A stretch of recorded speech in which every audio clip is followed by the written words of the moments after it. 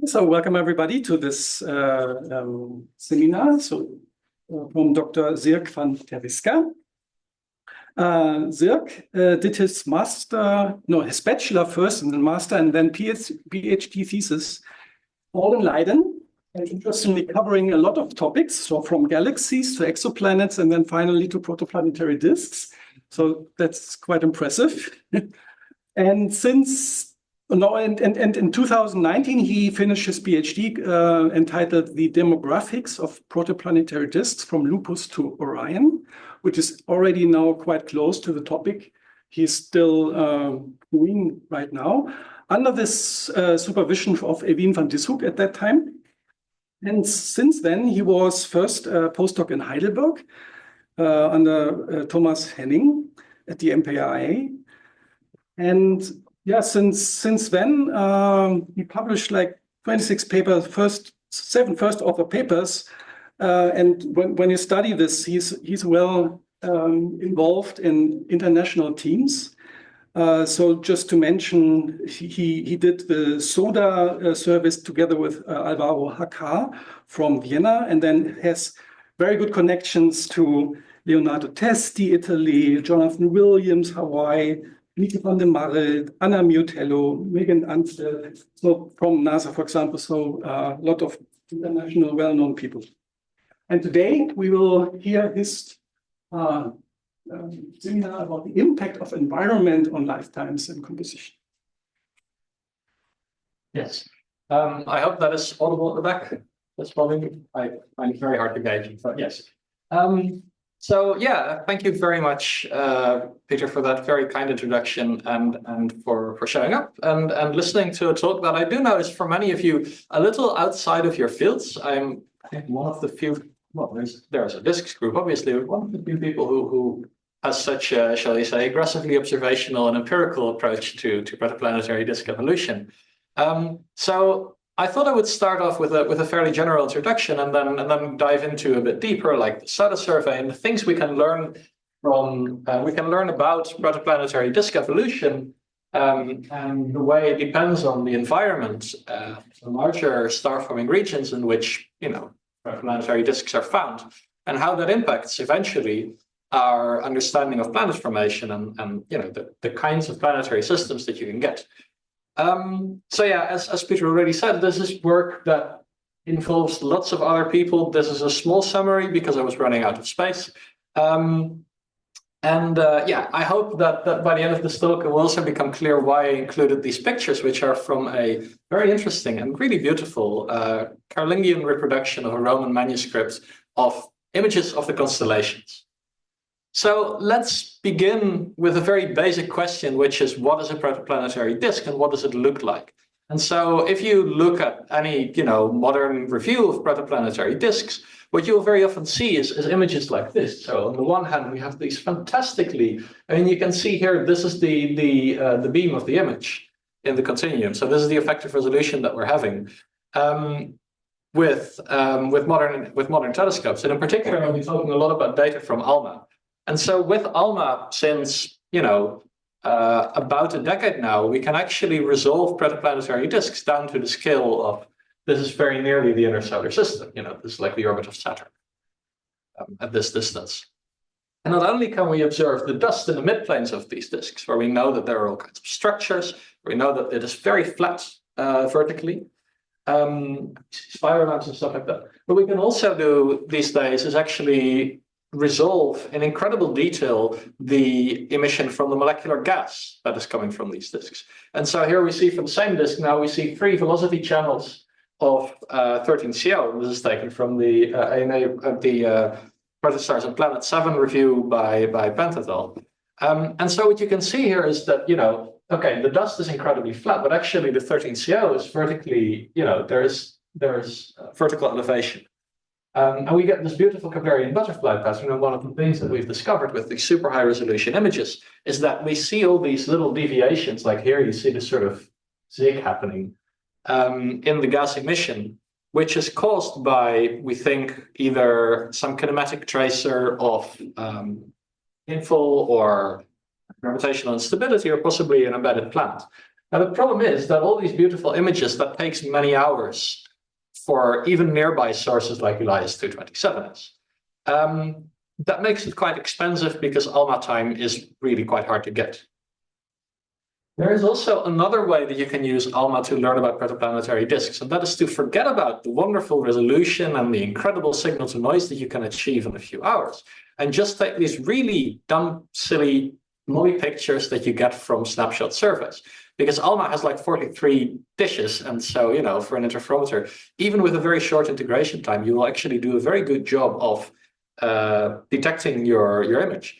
And so this is actually what I will be talking about in most of this talk, because it turns out if you get these surveys in only a few minutes per source, I mean, this is literally 2 minutes per source, you can see already you can learn a lot. You can learn, well, how bright these things are, which, as we shall see, is a very, very important observable.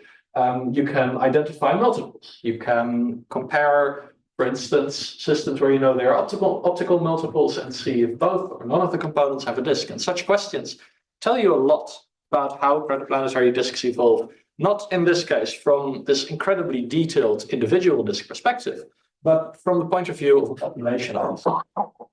And so this is why my PhD thesis was about demographics, and why a lot of my work in Heidelberg and now moving here has been indeed also about analyzing populations and analyzing trends that are accessible in relatively short amounts of integration time, but that still teach us a lot about how protoplanetary disks evolve. And so this has been done for a couple of years now. I would say since roughly 2018, there have been a number of papers that have analyzed these snapshot surveys of different star-forming regions, typically within 200 parsec. And so these are, you know, populations of disks that are located in star-forming regions. We generally assume that they have 1 age per region, which is a large assumption. We assume that all the dust emission is optically thin.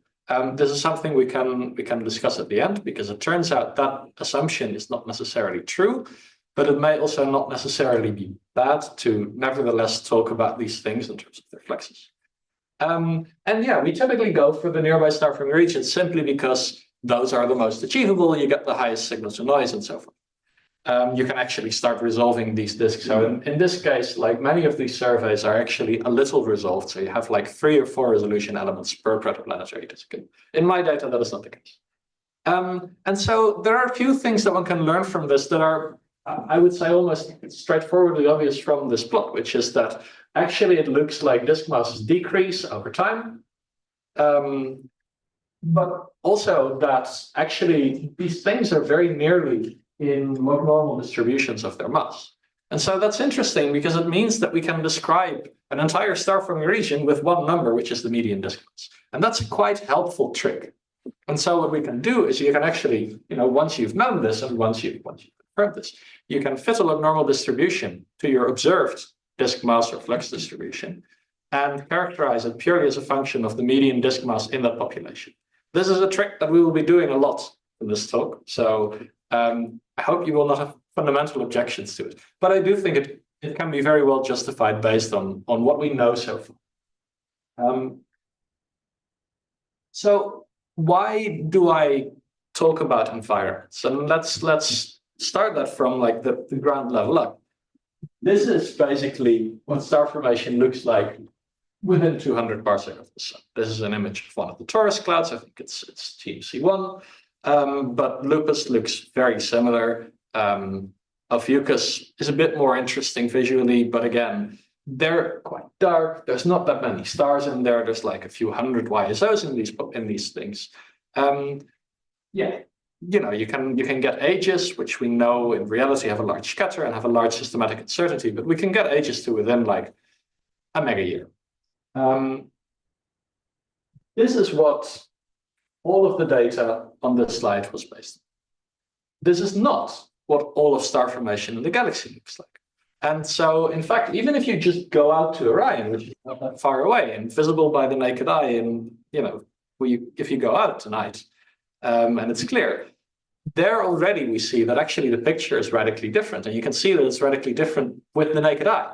The reason for that is that Orion has so many YSOs and such a large population of young stars that it actually forms because there's an IMF. a bunch of very massive stars that in turn irradiate, they create these H2 regions. They cause a much more interesting environment. And in fact, if you scale back and go to what we think is a decent comparison for the conditions in the galaxy at cosmic noon, you have to go look at places like 30 Doradus, where you see massive amounts of young stars, a very low metallicity, which I will not have time to cover in this talk, and many, many very massive young stars of many tens of solar masses. And so if we want to understand the population of protoplanetary disks that formed the population of planets that we observe nowadays with all the fantastic instruments that we have for that, and that many people here are studying, then it is actually very important to get an impression of how protoplanetary disks evolve in environments that are perhaps a bit more representative of, star-forming conditions in the galaxy. And so to start off with the end of this talk, what I will be trying to show to you today is that if you have external UV irradiation of your protoplanetary disks, it always leads to them becoming fainter and less massive, even in environments where there's only like a single late B-type star in the general vicinity. And this is important because this is actually very common. The other thing that I will be talking about, if I have time for it, is how multiplicity affects the masses of protoplanetary disks, if we are close enough to each other. And finally, I will be talking briefly about how external irradiation, this is a work that's very much in progress, but how we can use ProDiMo models to understand how external irradiation drives chemistry in protoplanetary disks, and how we can actually use the information that we learn from comparing our models and our observations to hopefully get a much better idea of how protoplanetary disks get destroyed, again, even with all the demands that we have to put on the data. So let's go back to disk destruction and the UV environment. And so, as I said before, this is actually now an argument that we can make statistically, that star-forming environments in the galaxy, actually most stars experience something around 10 to the 3 G0, where G0 is a metric of the interstellar FUV field, when they are young. And so this is a fairly tricky thing to read, but basically with every color, the number of stars that experiences this UV field doubles. And you can see that actually, the ONC is in a pretty well-populated area. And also, we've known basically since the 90s that these external UV fields dramatically affect, if nothing else, at least the morphology of protoplanetary disks, because since the late 90s, we have had Hubble, and Hubble has been able to identify these things we call properties. And nowadays, of course, we do not merely have Hubble, we have instruments like MUSE, we have instruments like JWST, which is not included in the slide. So this is all new data from ÖAW. And then we have instruments like ALMA and like the VLA. And so if we zoom in on one of these problems, so these are in the very core of the Orion Nebula. They experience 10 to the 5 times the local interstellar radiation field of the sun. We see that these are quite hostile and quite, shall we say, spectacular environments. We see that they have bright ionization fronts. We see that in H-alpha. We see that with the VLA in free. We see that they do have disks, actually. So if you zoom in closely, you can see in the oxygen 1 line, you can see the base of what we think is a wind. But you can also see it in ALMA, for instance. You see that there is this very compact, this is less than 36 AU dust disk that is embedded in these larger structures.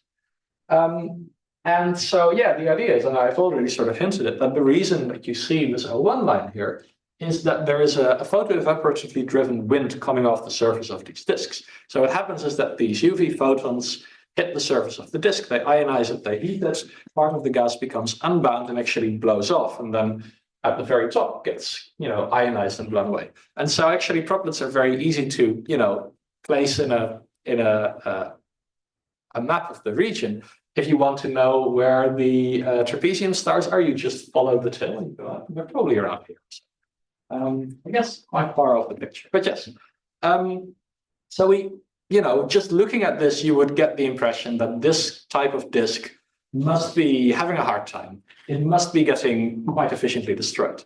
And in fact, this is true. If you calculate the mass loss rates coming off these things based on the size of these ionization fronts and a few other things that you can calculate quite easily, their lifetime is less than 100,000 years, which is odd, right? Because we do observe them and we know the ONC is probably more than 100,000 years old. So that is a big open question. But the basic result is that disks like this must be getting destroyed and must be getting destroyed fairly efficiently.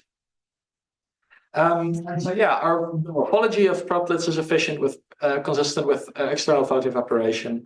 And actually, if you zoom in, we see also that, you know, looking again at now this distribution of disk masses. So this is the probability of finding a disk with a mass higher than the reading here on the x-axis. You can see once again they are pretty well log normal, except for a little tail at the end. But you can see that if you go to the ONC, which is a very inner part of the cluster, the disk mass distribution has a much lower median mass than if you go to the OMC2 cloud, which is a bit further off, like a parsec and a half further off. And so this again suggests that these disks are losing mass very efficiently. The picture for the radius is not as clear. There might be multiple populations going on here. There might be multiple ages. And actually, if you study the population of the ONC in more detail, the young stars of the ONC in more detail, it turns out it's really complicated to say much about them because it is such a massive star-forming region. And so, you know, purely from a kinematic point of view, we know that these stars move around a lot. And so if you observe a young star next to Theta 1 Oric, which is the most massive star in the cluster, it's probably not been there for a very long time because these things are flying around through the potential of the cluster as a whole. So it's you know, it's tantalizing. We know these massive star-forming regions, and we know these UV fields actually have a quite dramatic effect. But getting a good understanding of how this works, linking our models of the microphysics to the observations, is quite difficult in an environment like this. And so this is one of the reasons why maybe you want to go to a fainter UV environment. And of course, the other question is that, you know, how much external UV is enough to drive this destruction? Conventionally, based on Hubble images, in Taurus, nothing happens to your disks because you have one G0, and in Orion, in the ONC, you are destroying your disks. But everywhere else? Well, there are models, as I said before. One can make these fantastic hydrodynamics plus PDR chemistry models. And actually, running these models, Tom Haworth discovered that if you have a lowish mass star, then external photoevaporation will cause disks to be destroyed, even down to you know, fairly faint UV fields. And you can see here this is expressed in log 10 G0. So this is roughly the ONC environment, and yeah, you will definitely lose your disk within, you know, a fraction of a megayear. But even, you know, at 10 or at 100 G0, depending on things like the composition of the grains in your disk, the presence of pHs and the abundance of the pHs, and so forth, you consistently always have a non-negligible mass loss rate. So let's first start looking at external irradiation in Orion A, and this is how the Leide Aratea imagines that Orion A looks like. Well, Orion.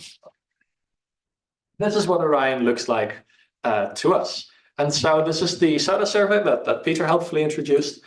This is the largest survey of protoplanetary disks with ALMA that has been done to date. Possibly it's been beaten since then, but I don't think it was. And so what we see here in crosses, these are the disk-bearing stars in Orion. So these are all roughly at an age of 1-ish, 1.5 megayears. You can see actually we cover a very large range, all like below 6 degrees of declination, all quite well separated from the ONC.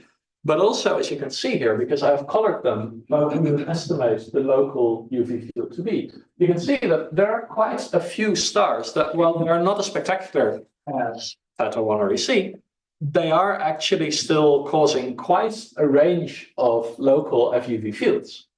And so if we just take Orion A, right, take all of these disks as a population, and make again these disk mass distribution plots, we can see that it is very comparable to Chameleon, to Lupus, not so much their views on the scope, but they are older and weird, so that we can ignore. And if we look at the disk masses in the little clusters within Orion A, so like this cluster here, here, here, here, and here, we also see again that there is not that much variation of the disk properties.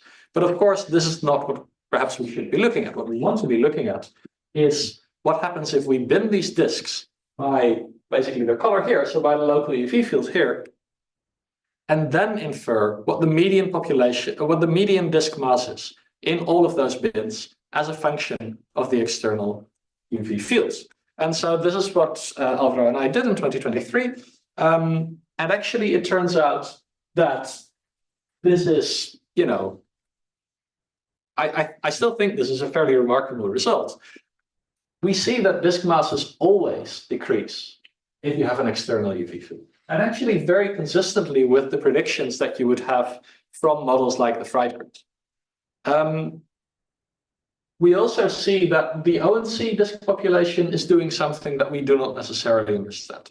Now, this is just a very simple log linear fit, and you can see that it works pretty well for the soda disks. It also works, and this point was not included in the fit, but it also works quite well for Sigma Ori, which is in Orion B. But for the ONC, there is something else happening. So we do still have some open questions here, but in principle, this does suggest that, at least within Orion, you don't need an extreme radiation environment to cause disk masses to change. Even a few G0 can do it. However, that's still only one star-forming region. Of course, if we want to challenge this, one should look at different star-forming regions, and that is exactly what I've been doing over the past year. So this is, again, the Leida Arethea. This time we are watching Ophiuchus and Serpens, and in particular in Serpens Cauda, we have another quite large and quite spectacular star-forming region. It is not as spectacular at visual wavelengths because the extinction is like 9 magnitudes. But it turns out that actually Serpens both has a large population of young stars and is at a comparable age to Orion. And in fact, if we now just do this analysis again, where we look at the nearby O and B type stars, we calculate the incident UV fields on the disks, we find that they cover a very similar range as they did in Orion. So Serpens is a bit more distributed than the Orion A part that we looked at. Obviously, also, this is all the disks that have been identified in Serpens, so the population is smaller. But I still think that the survey by Max Anderson is actually a really, really valuable piece of data. And so if we compare now Serpens and Orion a bit more explicitly to each other, and Serpens and Lupus and Taurus a bit more explicitly to each other, what we see, to our surprise, is that actually the disk mass distributions of both the class 2 disks and of the embedded phase are very, very similar to Orion. And so this means that, especially this means that we should actually be able to make a good comparison for disk destruction in Serpens and in Orion, because the initial conditions, near initial conditions, the properties of the disks at half a megayear are comparable in Serpens and Orion. So this is again the Orion data, same thing as last year. We just assume a simple 2D projection to the nearest state, and now I'm just overplotting the Serpens data. This is not a fit. This is, you know, well, obviously this dashed line is a fit to the Orion data, but this is not a fit. And this works really remarkably well. This point I'll revisit later, but I think I might not have time for it.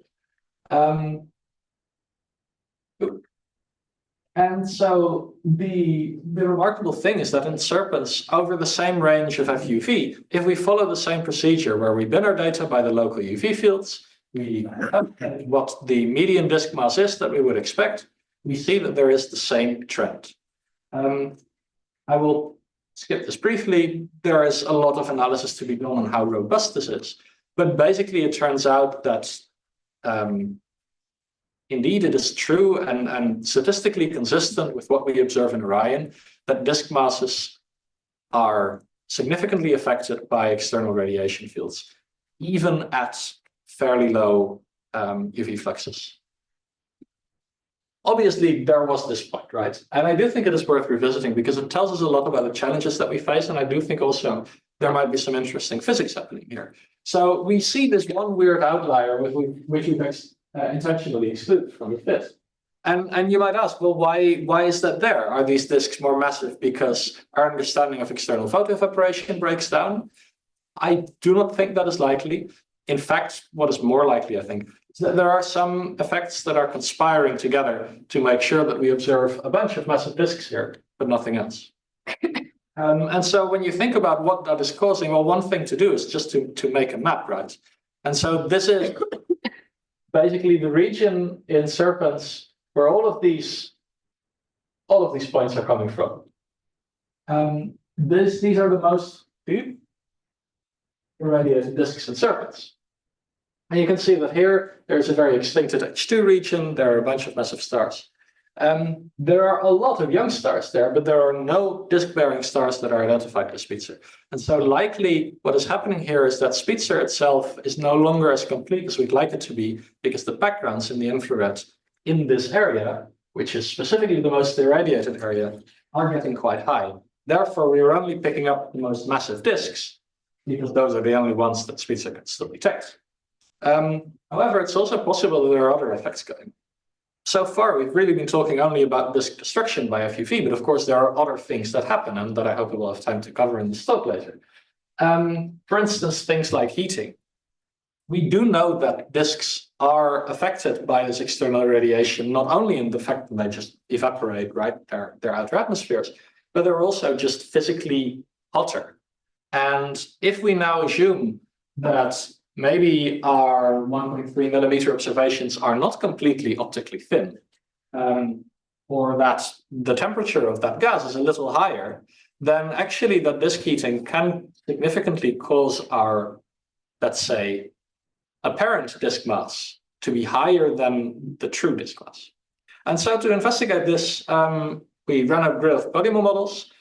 We've included settling, we've included a bunch of grain properties. There's all kinds of detailed physics in here that I would be happy to cover later. But the important thing is that we actually do see that there is an effect from heating. However, you can also see the most sensitive disks are the largest ones in our grid, which this is like 90 AU, is quite unlikely to even exist in a protoplanetary disk population. And even the most massive disks, we only overestimate the mass by a factor of a few, like a factor 1.4, 1.5, in the millimeter observations. So we think this is not really a significant effect. That is not to say that it might not be happening in the very innermost part of the ONC. And so, as I showed you before, we have this strange observation that one more. Maybe two. Yes, we have the strange observation that the ONC disks are actually way more massive than you would expect. Perhaps what we are seeing here is that external photoevaporation has not only caused mass loss, but has truncated them, and truncated them to such a point that they're still being held together by the stellar gravity, even in these very hot environments. That would make them very optically thick and very warm, and that might be causing this very unexpectedly high median distance. The other conclusion that I think we can safely draw from this is to say that, yes, actually, Serpens and Orion are very similar populations, evolving very similarly if you stratify them by the local UV field. This W40 cluster core is still a blind spot that we should address. And one of the reasons that I think we should address it is that the most irradiated disks that Spitzer was able to find have UV fields of a few thousand G0. That means that in this area where we don't see anything in the cluster core, you should actually expect a few droplets. To date, those have not been found. We have a generosity proposal to try and see if we can, but that is all to be confirmed. So that's, I would say, an intermediate conclusion for this part of the talk. How am I doing for time? We have 2:30, so we have 50 minutes. Yeah. No, that's good, because the rest is shorter. But yeah, like I said, so far we've been very focused on the destruction of disks by external irradiation from nearby massive stars and how that affects the population of the disks. Of course, we know that there are other things that are happening. And so for this part of the talk, I'll be focusing on, perhaps not as massive, but much closer by stars. And so, if we look at just destruction and multiplicity, we actually know, again, I'm taking an aggressively empirical view, but we know that this has a significant effect on disks. And so there are beautiful ALMA data that show, this is the AS205 pair, where you can see that in this case, we are looking at the CO line. So this is the gas in the outer disk. We can see these disks interacting, and anyone who's ever watched these simulations will know that, that causes a lot of mass to be flung off. And this is especially prominent in the embedded phases when the local densities of the young stars are even higher. So here in HOPS 3 and 4, for instance, in NGC 2024, a very young star-forming region and a very young pair of very embedded stars, we again see that these seem to be interacting quite aggressively, even at separations of about 1,000 AU. And so, looking at this from an empirical point of view, there has actually been quite a lot of work on how disks are affected by companions or flybys, because of course we only get a snapshot in time, in the nearby star-forming region. And so this is a great paper by Francesco Serraria, where he looked at how the total flux of millimeter dust in a system of stars is affected by the projected separation. Now, these are slightly heterogeneous data. These are disks in Lupus and Taurus, which are roughly the same age, but they also include disks in Ophiuchus, which is weird. We'll get to that later if people want to ask questions about it, and Upper Sco, which is much older. And so this is tricky. The other problem is, of course, that if you want to study the impact of wide binaries, well, there's just not a lot of data in here. This is like about 600 young stellar objects in total that have been used, possibly even fewer. So we have a limited range of separations, and the natural question is, does this, how does this trend develop? Is there a cutoff point beyond which we can say, well, at that point, a nearby star or a binary companion will not really affect the evolution of the dust in any significant way? And so here again, the solar survey has been incredibly helpful and incredibly handy, simply because it allows you to throw a large number of objects at the problem. And so this was master thesis work by Giulia Ricciardi, who is now at ESA. And I wanted to briefly show this because I was co-supervising her master thesis, and it is hopefully going to be published soon. But also it allows us to really look at this for the first time. And so our population of multiples in Orion is by definition, I would say, it's a feature of our 1.4 arcsecond resolution, that we really cannot detect any of these nearby systems. But we find a quite large population of wide multiples, so out to 10 to the 4 AU. And interestingly, we see in this Orion sample that there is a different flux and separation trend than was inferred by Zagaria et al. In 2021. It is much flatter. And in fact, if we now do a slightly more sophisticated fit, we consider all SFRs and allow for a breakpoint in our pair flux versus separation, we see that there is a break at 130 AU. So this is very interesting, because this now also starts to get us to link to the very early phases of the star formation, right? One natural question is, well, how do binaries form, and how does the method of binary formation, because there are probably several channels, affect the outcome of their disk evolution? And so the fact that we see this break at around 130 AU is very suggestive to us that perhaps this is where we see gravitational instability in a disk take over in this regime from turbulent fragmentation of the core in the wider separation. Obviously, this comes with a lot of scatter. This is not necessarily true for all disks and so forth, but I think as a general trend, it is a very interesting result. Because we show that basically binary companions do not really affect disk evolution very significantly, provided separation is wide enough. Of course, I've blatantly ignored what happens to the gas and how embedded evolution is affected in this. They remain open questions for now, because we don't have that much gas data We don't have that much gas data in Orion, but that is something that hopefully we will have in the future. So, one final thing that I would really like to talk about is to go beyond, the aggressive impacts on environment, the external UV irradiation driving mass loss and disk destruction, and look instead at what it means for the composition of the material in the outer disk if we are exposed to these strong UV radiation fields. Obviously, the layer does not contain nice pictures of simulations, but actually there's some data from Scorpio in there, as it turns out. So the reason that I want to talk about UV and disk chemistry is that if we know that disks are efficiently destroyed, at least the outer disk is efficiently truncated, but the inner disk may survive, then it's a very natural question, I think, to ask, well, what about the material that is dwelling there and that is presumably, possibly still forming planets? Is the gas composition in these inner disks, is the gas composition in the outer disks very different from what it is in the nearby star-forming regions? And of course, naively, you would expect that to be the case, right? There is a lot of UV, and UV drives a lot of chemistry. Interestingly, the JWST picture of this is really not so clear.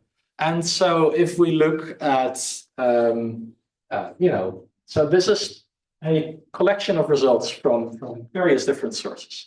So I think this is the first one to be, so this is the first one to be published.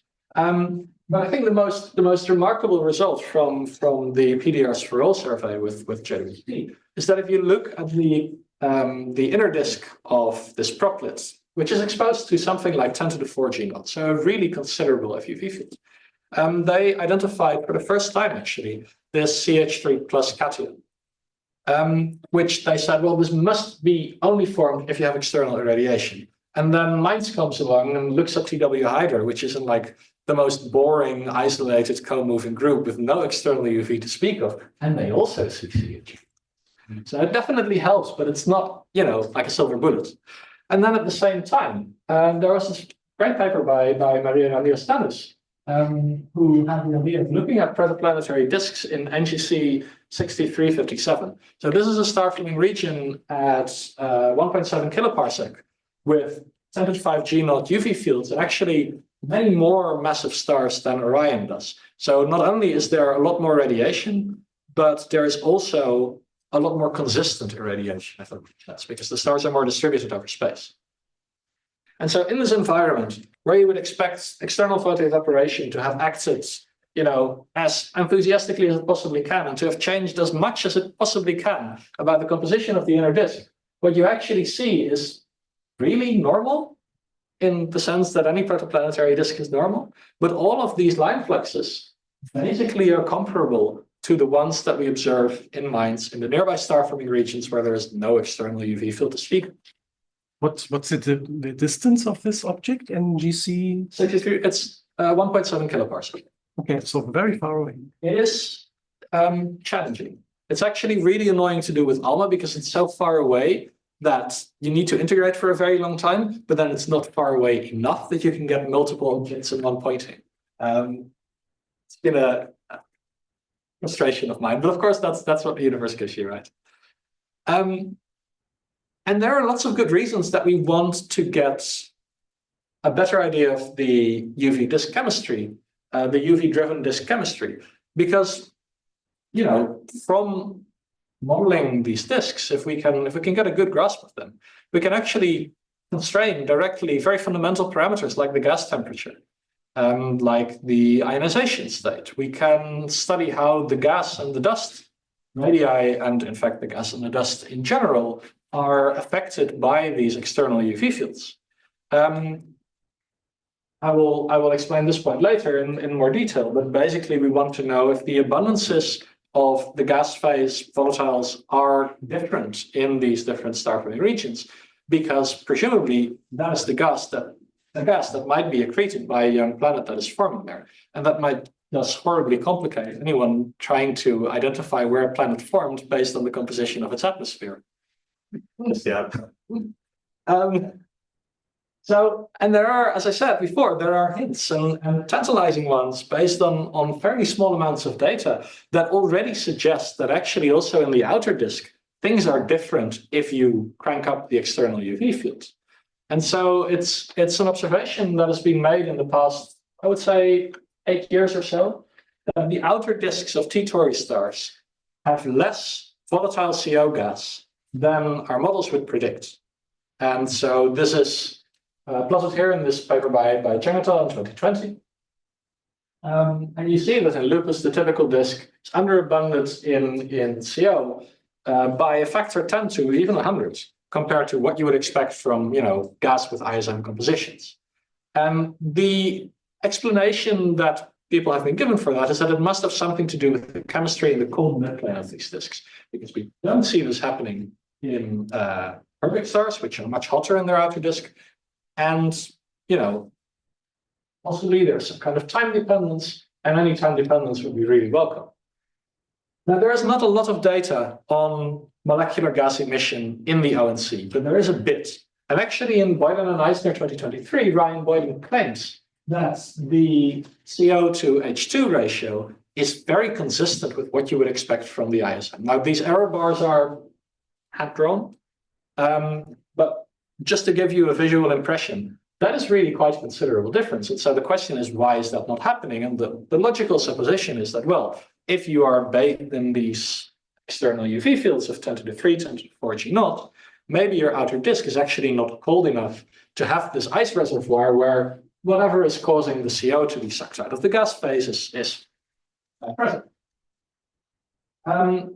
Also, we know that the host star of UV, of course, they are young stars, they are very active, they have a lot of it. They're accreting. We know that that also dramatically affects the millimeter line fluxes of these molecules. So we know that CN, HCN, C2H are very sensitive to the FUV luminosity. And again, this is now for the host star in a nearby star from region or region, the environment does not matter. But there is no reason to assume that a disk cares. And in fact, in the outer disk, you barely see the host star because these things are quite actively flared. And so presumably the external UV should then be quite important. So to look at this, we made a bunch of ProDiMo models. This is only a snapshot of a much larger grid and a paper that is very much in prep, where we look at basically for a range of disks with representative radii, representative masses, how actually does ProDiMo think our disk will change, and what can that tell us about the conditions in these disks? So yeah, obviously, if you increase the external UV field, the outer disk gets much more UV, but actually in the inner disk, down to about 10 AU, the picture is very similar. And so we think that this might be why, with JWST, a lot of these disks look quite a bit like the disks that we observe in the nearby star family regions, simply because insofar as the UV matters for the chemistry, you're dominated by the central star. But if we look at the dust temperature now, you can actually start seeing this evolving. And so apologies for the inconsistent color scale, but look at the isotherms here. So for a standard T-Tauri model, and this is the same disk. For a standard T-Tauri model, you have this very cold outer disk where you can freeze out CO and you can do all kinds of chemistry with it. But if you start increasing the UV fields, then that outer disk starts getting warmer and warmer. And to the point where at 10 to the 4 and 10 to the 5 G naught, you really lose the outer disk CO ice reservoir. I will briefly skip over the heating and cooling rates, except to mention that we can actually see this change. You basically get this lovely PDR outer surface. The consequences of this are simple. If you lose your CO snow line, as we do here, CO becomes much more extended and brighter. But for a lot of these molecules, it is not so trivial. And actually, we really need to start analyzing what happens here in the chemistry to change the abundances of these molecules. What I think is very exciting is that as an observer, if we compare these molecules, which are very easily observed with ALMA in band 6 and band 7, and we take ratios of stable and let's say more fragile, more UV sensitive molecules, we actually see that they group very nicely with the external UV field, even though we are covering a very large range of, disk masses, disk structures, optical depths, and so forth. And comparing this to our observational data tentatively suggests that this is actually working pretty well. So in this case, we see the Lupus star-forming region. It's all pretty much where you'd expect it in the, 1 to 10 G0 range. Comparing this to actual data again shows that, this works pretty well, but there's a lot more work to be done on this. So I'd like to wrap this up by saying that, by modeling these protoplanetary disks in ProDiMo, we can actually guide us to direct measurements of what the local FUV field is. And that's very important because everything I've shown you so far is based on either assuming that it's simply just a 2D projection, which comes with a statistical penalty, right? Because there's a third dimension you don't know. But this way we can actually directly infer PUV fields. And then the other thing is that it teaches us how the composition and the chemistry in the disk changes, which might be very important for planet formation studies. What I would also like to point out is that, a lot of what we've done here is the reward of having a very good map of the star-forming regions. We've gone from this very fanciful and very poetic and arguably very astrological depiction of a constellation like Serpens to, this more accurate vanometria, where you can see that Serpens is actually quite close to the galactic plane, Serpens Gauda in particular. And nowadays, we even have 3D images of the positions of these stars. And it's only because we can make these maps that we can understand really what the relation is between the disks that are evolving here, that are forming planets here, and the larger scale star-forming environment.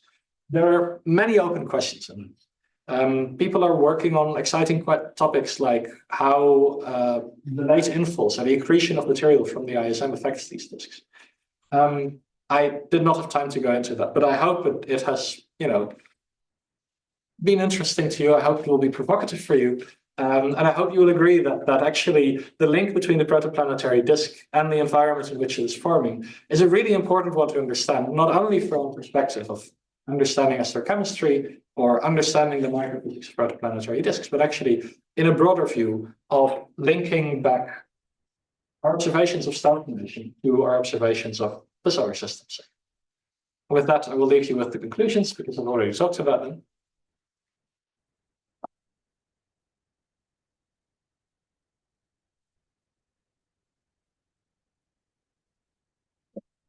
Sure.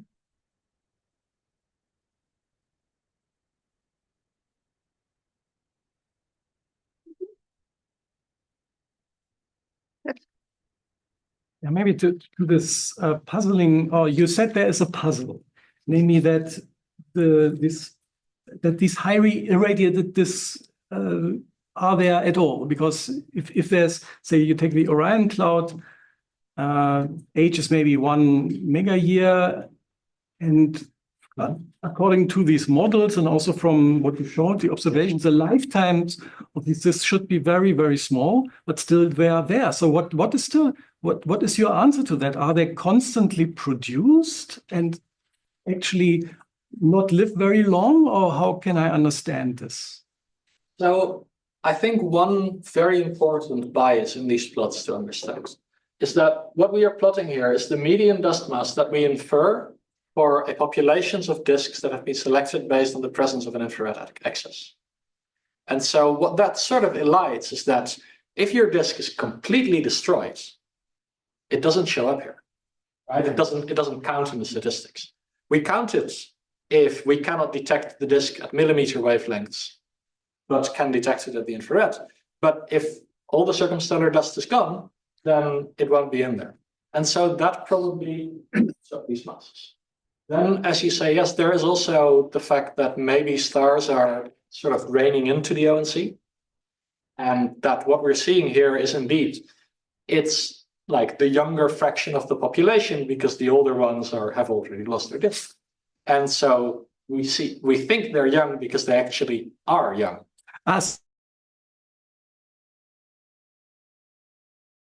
we see that there is like this movement towards the center of gravity of the cluster. And so there is a sort of a supply of new stars coming in. And this is also more or less what Andrew Winter argues. So a much more dynamical picture. Yeah? So these objects come in and go, and all of a sudden we see them when they are apparently close to a bright UV bright star. And then they might actually be destroyed quite quickly, but it's not that these objects have been irradiated all the time, right? Not necessarily. So this is a question, and there are things you can talk about. Shielding, can talk about possibly there is some accretion from the environment, like this light accretion thing. It depends on who you're talking to, because some people hate that idea and others think it's the answer to every problem. And I'm a little in the middle on that. I think it is something we should be thinking about. And then the other thing is, like I said, if you only destroy the outer disk, but your inner disk is still quite tightly bound, then you can still be quite bright in millimeter wavelengths, even if there isn't a huge amount of dust, simply because you'd be crazily optically thick and warm, and that both bumps up your flux without bumping up your mass, even though we plot it on the axis. So I have a question. I don't know if it fits somehow. I think for instance, if you take sun-type stars, the X-ray flux evolution, or generally this short wavelength evolution, is strongly correlated with the rotation. And I'm wondering, is there an effect on the disk lifetime or size of the disk and this initial the decay of the array or decreasing of the rotation of the host star? Maybe you have a disk with a very short lifetime, and then the star rotates probably longer or faster. Or is there an impact of this disk star rotation? I think the difficulty here is that you are basically what we are doing here, right? To make these plots, like this bin represents 50 stars, all of which have presumably different masses, different rotation speeds. And so implicit in this approach is indeed that you can average out over this and isolate the effect of the external influences. I am not too sure about things like the rotation rates, the X-ray activity, and the stellar survival. In general, the link between the very inner disk, let's say from where the accretion is launched, and the outer disk is hard to make. There is, even theoretically, sort of a disconnect. We don't really know how angular momentum is transported in these disks. Another question here. More comment to Helmut. So there are a few papers discussing this, and it seems, or I'm not sure if it is really true, but it's probably mostly theoretical, I don't know, that say that rotation rate is coupled to the disk because the rotation rate of the star is coupled magnetically to the disk, if I understand it correctly. And the shorter disk lifetime means that the star is rotating faster in the end.